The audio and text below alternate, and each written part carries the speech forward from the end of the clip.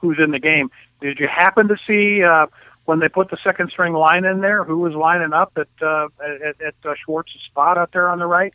You know what? I don't remember seeing Reed Fragel. I even mentioned to my son that, and you know, I was going back and forth between the 3 games at the time. So I may have missed him, but I remember I was like, Reed Fragel, man. I said, Dan's got, you know, we kind of keeping an eye out on this guy, and we were crapping all over Mitchell Schwartz. That was how the conversation came up, but I did not notice. Although I will tell you that in the cuts today, well, Reed Fragel made the first cut. He didn't get right. I did see that he was not listed on the first in that. They first let group. go of and half it's not a dozen. like they've got. It's not like they've got a lot of, you know, draft choices of any stripe out there at backup tackle. You brought in a couple of free agents. You brought in McQuiston, who can play a little tackle, I understand, and you have some other no-names free agents and other teams' cast-offs, but it's not like you've got last year's third-round draft choice or anybody waiting in the wings to be your successor at right tackle. So whoever that backup right tackle is going to be, it's going to be a guy most of us haven't heard of before. Absolutely. And they actually it remains to be seen. Was it half a dozen offensive linemen today that were in the first group of cuts there? So they moved some of those guys out of the way. I was looking to see. I'm trying to pull up the snap deal here to see how. Yeah, I think Randall Harris is the one name of an offensive lineman that I saw that. Yeah, matter of fact, for everybody listening, here's the cuts for the Browns today, and they have one more to make. They have to get down to 75 by tomorrow at 4 p.m., so they still have to cut one more player. But as of today, Royce Adams, who I don't know how he made it. I think he just got an extra week out of camp for sympathy because, man, he got smoked so bad. Edwin Baker was the one surprise to me, but he hadn't really gotten much opportunity here in this camp. Obviously, they had different plans, so the touchdown maker was cut. Randall Harris, offensive lineman. TJ Heath, defensive back. Cam Henderson, he actually had a good little film from the game the other day. He came up on a couple of plays, so he may get a chance somewhere else, or they may practice squad him. Jonathan Krause, I definitely think if he doesn't go anywhere else, they may practice squad him. I like the little bit that we've seen from him at wide receiver. Khalid Masurdi, Kevon Milton, a big offensive lineman. I actually thought he may have had some chance to catch on as a backup with this team. Who else? Tim Smith, Jeremiah Warren, another offensive lineman, and then they terminated Anthony Armstrong. I thought, what was it, two? He came up with a couple of catches the other day. I definitely remember his number coming up a couple of times, but obviously it wasn't enough to keep him on this team. A bit surprising with the need for wide receivers. So there's a couple cleared out. You got to think that when other teams cut down here, there's a couple of wide receivers coming in. Yeah, you've got to believe that some NFL team will cut a wide receiver better than anybody we've got on this roster. Oh yeah, not better than the last guy of our wide receiver group, but better than the first guy of our wide receiver group. And then I guess maybe you have to say right now that would be Miles Austin, such as he is. Seeing how we haven't even sniffed Nate Burleson yet this off season, this preseason, and. So we haven't even seen what he can give you. Charles Johnson has been less than, scintillating. I think, he's obviously coming off an injury. And speaking of which, talking about coming off of knee surgeries, Deion Lewis doesn't look like the same player he did last summer.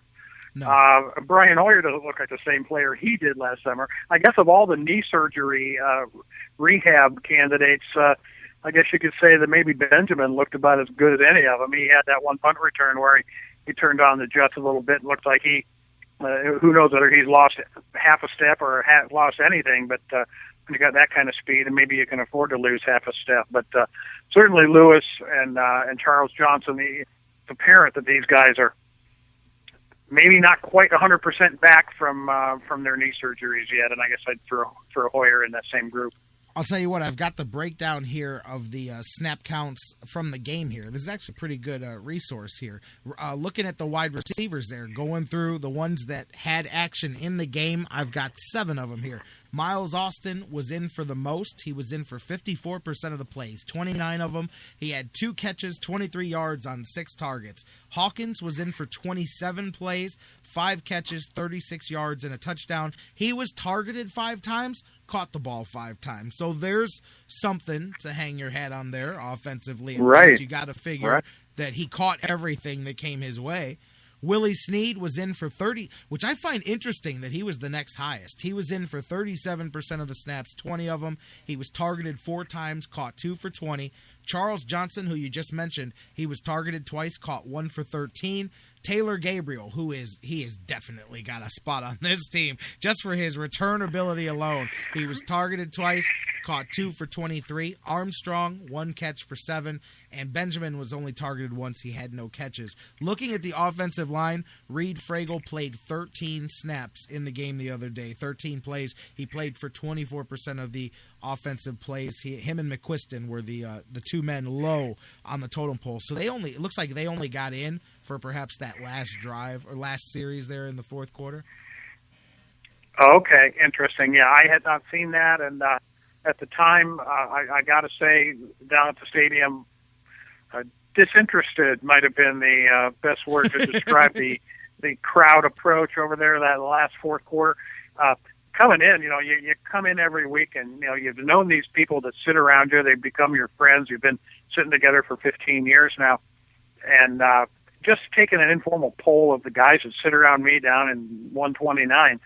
We were all of the same mind. Now, coming off that embarrassment on Monday night, we had no expectation of anything good happening. And I think really there's just been a real sobering up of the Browns fan base, certainly the fan base that buys tickets and shows up at the stadium, in terms of what to expect out of this team. And, you can't, it's easily understandable based on what we've seen so far in 3 exhibitions. And like you, I think we've all sort of downsized our win projections for the team from somewhere around 7 or 8 to somewhere around 4 to 6, just because you wonder how in the heck this offense is going to be able to score points.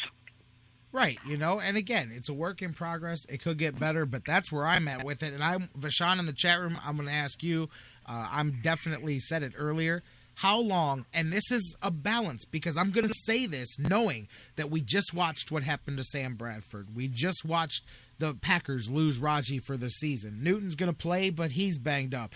Dockett out for the season. We've watched these guys fall during the preseason for season-ending injuries. That is the scary part. See, I get Vashawn's point about giving guys that earned day off in the 4th preseason game. I don't want the Browns to do that, but you do have to balance not wanting to lose a key guy. But how long do you let him go? Because to me, they got to play the whole first half on Thursday, man. These guys need to play together.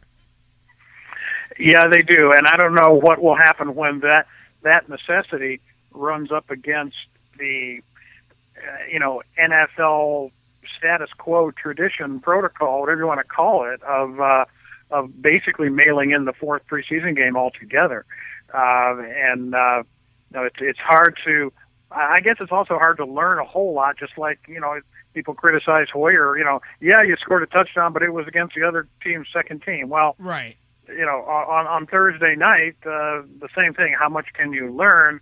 Running your number 1 offense out there if the Bears have a bunch of scrubs out there that are never going to play NFL football. So it's, you can want to follow your own program, but at the same time, you sort of, I think there's an obligation, at least a perceived obligation by these teams to do what the NFL standard is, which is play your guys, get them out of there before they break a sweat as far as your first teamers go, if you play them at all.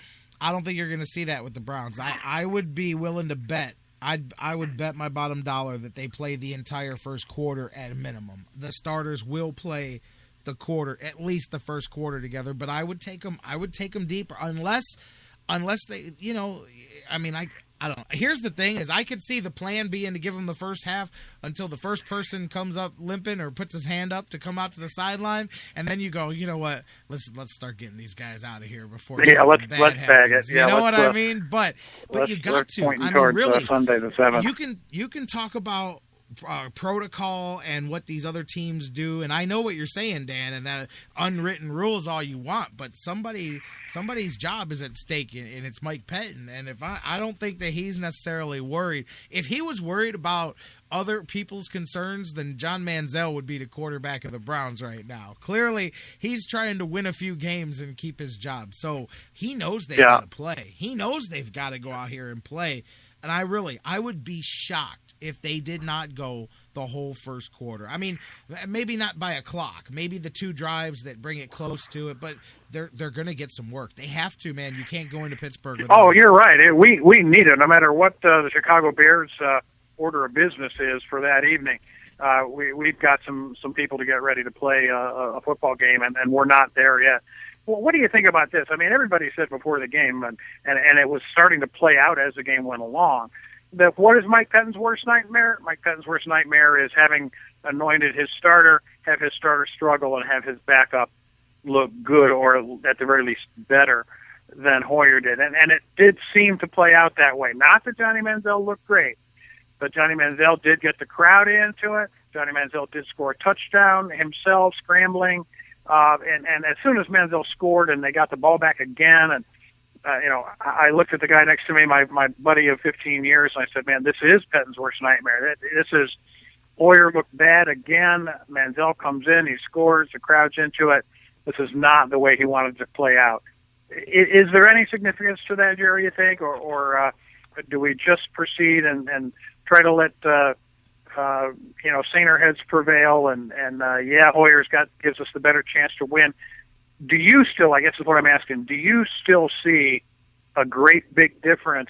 Is there still a big upside to starting Brian Hoyer over starting Johnny Manziel? Well, I'm going to start that by saying that if that was the starting defense for St. Louis in there, Johnny Manziel doesn't score that touchdown on that scramble because he doesn't have all that real estate in front of him. I mean, to be honest with you, I think we've seen that. Absolutely, you're right. We've seen the difference in those guys catching him and in the first string. Look, I'm not railing against Manziel. I mean, I'm not really. But I don't think Hoyer was horrible. I don't think he was great by any stretch of the imagination. The 2 things that went wrong were both, I know this sounds like I'm making, excuses, but it is legit. They were both Miles Austin's mistake. Now, again, on the interception, Hoyer could have not thrown it, but to me, how do you say that when you're throwing to a spot where you're committed to the throw from the second you snap the ball? That's the way it's designed. And the same thing with the fumble. Those are communication things that can be fixed. Now, again, I'm like everybody else, man, but I didn't see, like I said with the media, like everybody pointed out that it was only because of a short field that Hoyer scored a touchdown. Nobody pointed out that Manziel got the ball on the 7-yard line or whatever.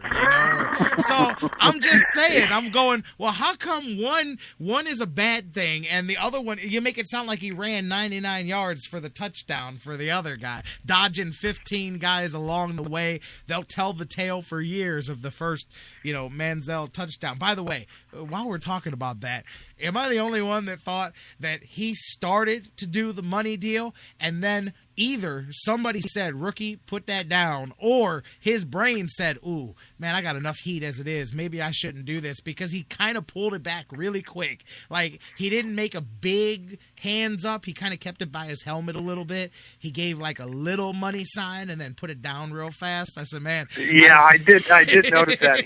That was at the opposite end of the field for me. I'm down in the dog pound end zone on the side, but so that was at the closed end. But yeah, I didn't. The funniest thing, tell you the truth, funniest thing happened all night long was at halftime when the Pee Wee kids came out on the field. And these guys, these kids are 3 foot tall. They come running out on the field in their full dress uniforms, and they run from the the west end down towards dog pound end. They run almost the length of the field, and the crowd claps. It's halftime. They're going to play a little scrimmage game. And there was one little kid coming out. The teams are, they're 4 feet tall, and there's one kid who's about a foot shorter than everybody else. And he's noticeable as soon as you see the team because he's the short guy, literally a foot shorter than the rest of them. Tiny little kid. He comes running down. He's got number 2 on. Okay? Didn't even think a thing about it. They come running down, and the team all assembles, and they get ready for their little scrimmage. And this kid separates himself from the pack, runs down about 5 yards farther than everybody else, so he's out all by himself, looks up at the dog pound, and gives the money sign. Oh, goodness. This little half-pint Pee Wee football player. And I said to him, I said, this kid's dad had to